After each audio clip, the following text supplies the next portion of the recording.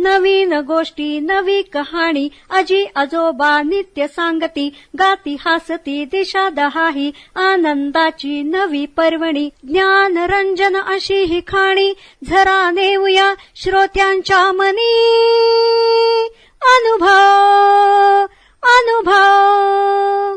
जनसेवा फाउंडेशन पुणे प्रस्तुत ज्येष्ठ नागरिकांचा रेडिओ आय रेडिओ अनुभव. राष्ट्रीय समाज रक्षा संस्थान, सामाजिक न्याय व सबलीकरण मंत्रालय, भारत सरकार, मीडिया फॉर कम्युनिटी फाउंडेशन आणि जनसेवा फाउंडेशन पुणे प्रस्तुत ज्येष्ठ नागरिकांसाठीचा आय रेडिओ अनुभव. ज्येष्ठ नागरिकांच्या समस्या, प्रश्न आणि मार्गदर्शन यासाठी टोल फ्री हेल्पलाईन क्रमांक 14567 म्हणजेच एल्डर लाईन 14567 या क्रमांकावर सकाळी 8 ते रात्री 8 या वेळेमध्ये संपर्क साधावा. आपण ऐकत आहात जनसेवा फाउंडेशन पुणे प्रस्तुत आय रेडिओ अर्थात ज्येष्ठ नागरिकांचा रेडिओ अनुभव. कार्यक्रमात आता ऐकूयात जनाबाईच्या गौऱ्या ही कथा. सादर करते श्रीकांत श्रोत्रिय. पुंडलिक वरदा हरी विठ्ठल ज्ञानदेव तुकाराम. महाराष्ट्र म्हणजे बहुमोल हिऱ्याची खाण, तसेच संतांची पण खाण. त्यांची नावे किती सांगावी, किती सांगितली तरी मारुतीच्या शेपटाप्रमाणे वाढतच जातात. वानगी दाखल नावे सांगतो. ज्ञानदेव, तुकाराम, सोपानदेव, मुक्ताबाई, कानोपात्रा, संत सखुबाई, संत जनाबाई इत्यादी. विठ्ठलाचे नामस्मरण मराठी माणसाच्या रोमारोमात भिडले. पूर्वी, आताही आणि भविष्यात देखील भक्तमंडळी विठू नामाचा घोष करत राहतील.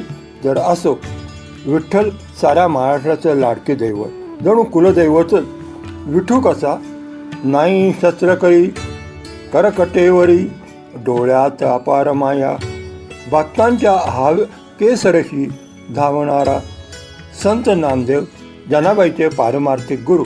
संसारात राहून विठ्ठल भक्तीचा राजमार्ग दाखवला. विठ्ठल भक्ती कशी करायचा याचा जणू मानदंडच. जनाबाईचा जन्म मराठवाड्यातल्या एका खेड्यातल्या दमा व करंड या दाम्पत्याच्या पोटी झाला. जणू विठ्ठलाचा प्रसादच, अलौकिक भेटच. दोघेही विठ्ठल भक्त. लहानपणापासून ज्यांनी विठ्ठलाच्या ओव्या अभंग ऐकत आली. तिचा ओढा हळूहळू विठ्ठलाकडे लागला. यथाकाळ ज्यांनी वाढू लागते. ज्यांनी 8 वर्षाची झाल्यावर दोघे माता पिता खूप दुःखित होतात, कारण विठ्ठलाने दृष्टांतात सांगितले असते. 8 वर्षाची ज्यांनी झाल्यावर पंढरपूरच्या दामाशेठकडे आयुष्यभरासाठी तिला सुपूर्द कर. ती व नामदेव संसारात राहून विठ्ठल भक्ती त्यांच्या रोमात मिळेल. नामदेव तिचा पारमार्थिक गुरु होईल. दुःखद अंतकरणाने दमा व करंड पंढरपूरला जातात. दमाशेठची भेट घेतात आणि विठ्ठलाच्या दृष्टांत त्यांना सांगतात. दामाशेठ तर स्वतःच विठ्ठल भक्त, घरातही विठ्ठल भक्ती. आनंदाने ते जनीला आपल्या घरी ठेवून घेतात.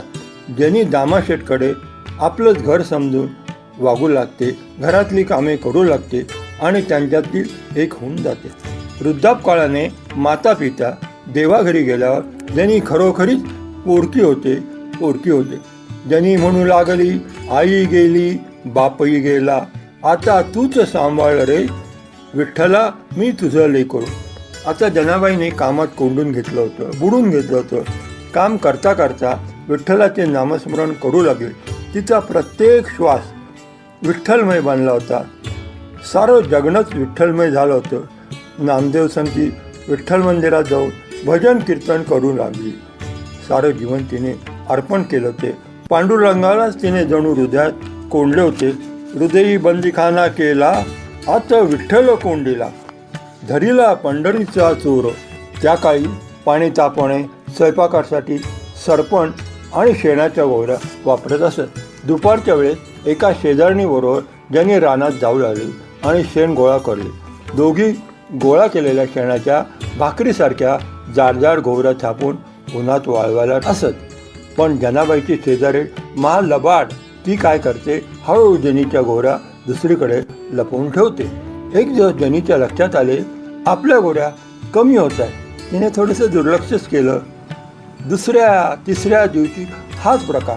ज्यांनी शेजारणीला म्हणाली, एवढ्या मोठ्या गोवऱ्या कशा कमी होता?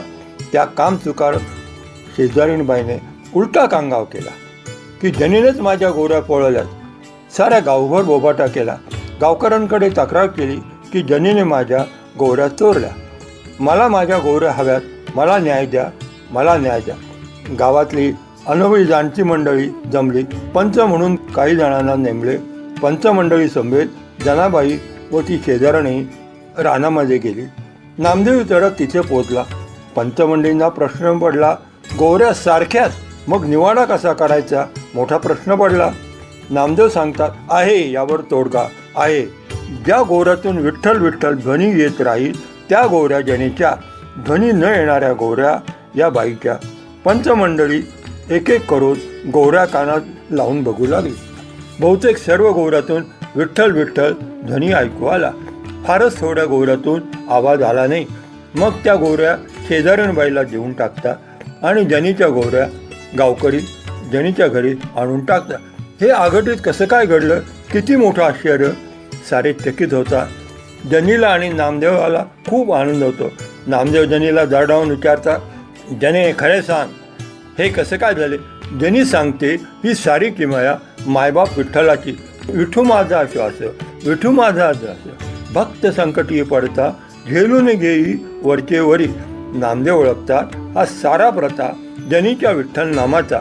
अखंड नामस्मरणाने तिचा प्रत्येक श्वास अणुरेणू विठ्ठलमय झाला.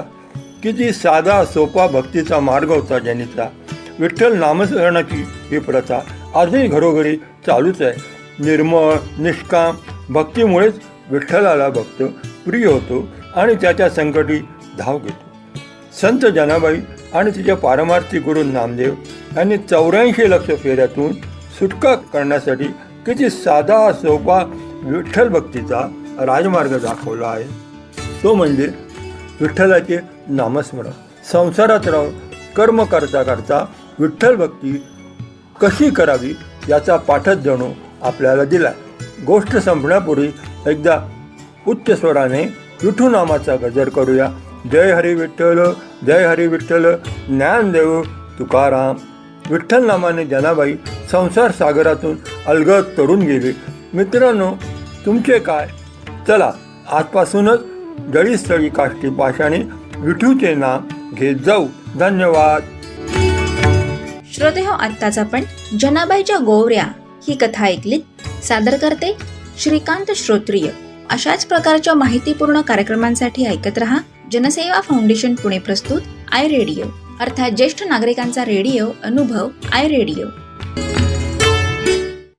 देखिए, जीवन के चक्र में उम्र ढलना एक आम सी बात होती है और इसका बहुत अच्छा उदाहरण आपके सामने इस समय बैठा आपसे बात कर रहा है. लेकिन जिंदगी के इस पड़ाव में कभी कभी ऐसा पल भी आता है जब आपको कुछ मदद की जरूरत पड़ती है, चाहे वो पारिवारिक हो, स्वास्थ्य संबंधी हो, आर्थिक हो, कोई विवाद हो या शोषण का मामला. लेकिन आपके इन सभी जरूरतों को देखते और समझते हुए भारत सरकार ने शुरू की है एक एल्डर लाइन, जहां आपको मिलेगा आपके सारे समस्याओं का समाधान. फोन नंबर है 14567. अब भले आपके बच्चे आपके साथ रहते हो या किसी दूसरे शहर में हो, ये है आपका अटूट सहारा. तो बस जिंदगी के उन सुनहरे लम्हों को संजोकर अपने आज को बेफिक्री से आप जिए, क्योंकि अब ओल्ड एज बनेगा गोल्डन एज. कैसे? 14567 याद रखिएगा.